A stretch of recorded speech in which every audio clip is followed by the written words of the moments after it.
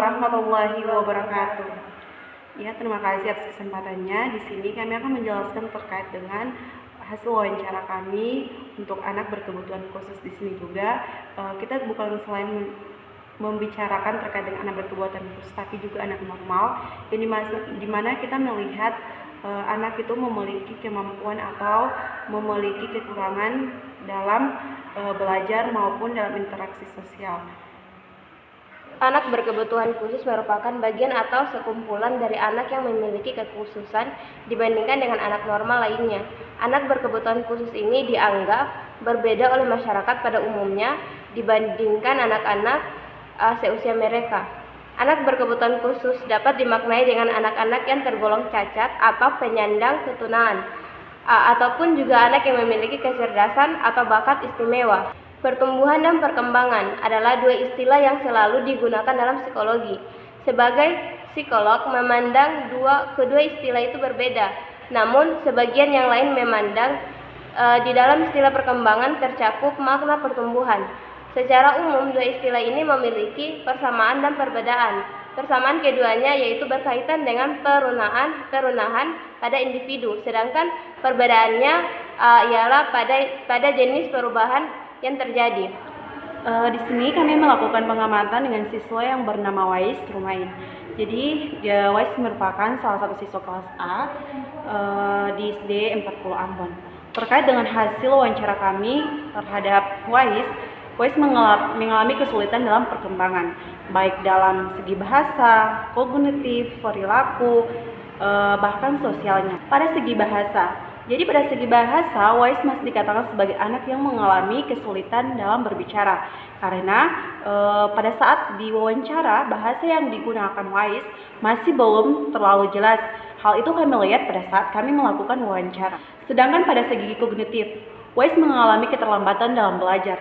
Dalam hasil wawancara yang kami dapatkan, Wais juga dikatakan sebagai anak yang mengalami keterbatasan dalam berpikir. Dari beberapa hal yang kami temui, Wais mengalami hambatan atau keterlambatan berpikir, merespon, merangsang dan adaptasi sosial, tetapi masih jauh lebih baik dibandingkan dengan anak tunagrita.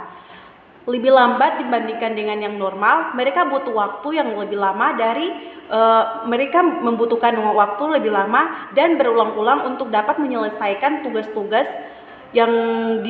tugas-tugas akademik maupun non-akademik. Jadi contoh yang kami berikan pada saat memberikan pertanyaan yang sederhana terkait dengan kegiatan yang dilakukan di sekolah, Wais nampak berpikir dalam menjawab pertanyaan tersebut. Dan juga pada saat kamu memberikan dia pertanyaan yang bersifat tertulis, Wais tidak bisa menjawab tanpa adanya stimulus dari kami. Padahal pertanyaan yang kami berikan sangat sederhana dan pastinya itu pelajaran yang sudah dipelajari di kelas 1 SD.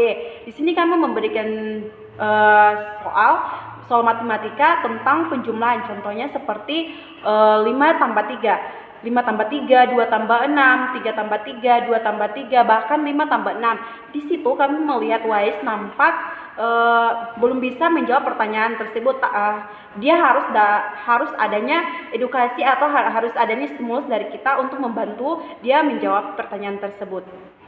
Dari segi perilaku sosial dan emosional yang kami amati pada saat wawancara terhadap Wais, kami melihat Wais mengalami kesulitan dengan bersosialisasi, dan juga dia dapat dikatakan sebagai anak berkebutuhan khusus pada ranah autis.